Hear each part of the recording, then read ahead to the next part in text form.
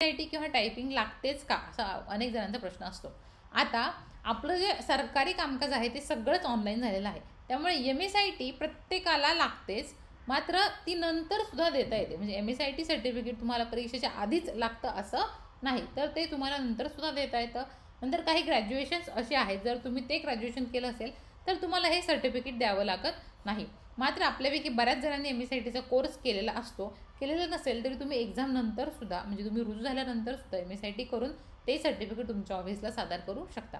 आता टायपिंग लागतं का, तर काही पोस्ट अशा आहेत टायपिंगसाठी, लिपिक किंवा महसूल सहाय्यक, ज्या क्लेरिकल पोस्ट आहेत, म्हणजे त्या जाहिरातीमध्ये मेन्शन केलेलं असतं.